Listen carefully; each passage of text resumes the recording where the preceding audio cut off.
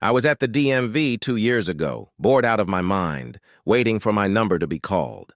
The guy next to me had the same energy, tired, annoyed, slowly dissolving into his folding chair.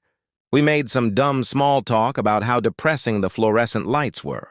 He laughed and said they made him feel like a ghost in a dentist's office. I said something about the chairs being haunted by everyone's lost will to live. We cracked up. Then our numbers got called, and that was that. Or so I thought. About 6 weeks later, I get a call from a hospital. "Hi, is this Jonah?" "Yeah." "You're listed as the emergency contact for a Matthew C.?" And I'm like, what? I barely even remembered the DMV guy. But apparently, when they asked for an emergency contact, he didn't want to list his ex or his dad, and he didn't have many close friends. So he just wrote down my name and number from the weird little joke conversation we had.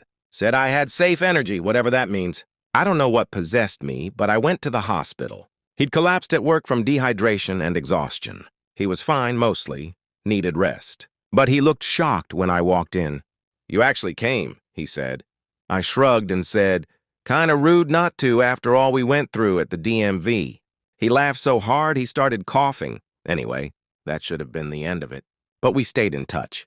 It wasn't instant best friendship or anything. It was slow, a meme here. A random text there. We started watching the same show so we'd have something to talk about. He came to my birthday party. I helped him move once. He taught me how to cook a decent omelet.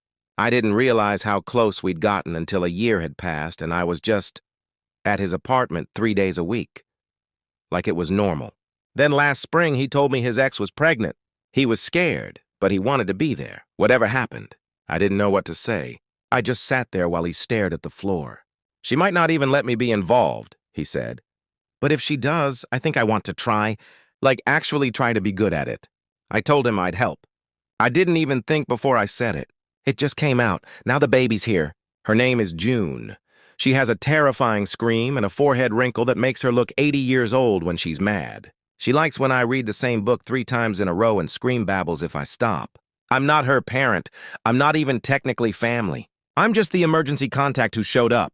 But last week, when Matthew went out to get groceries and she started crying, I picked her up and she stopped, like instantly. And I realized I'd do anything for her. For both of them, honestly. Sometimes you don't pick the people who become your people. Sometimes you meet at the DMV and end up buying teething rings together at 2 a.m.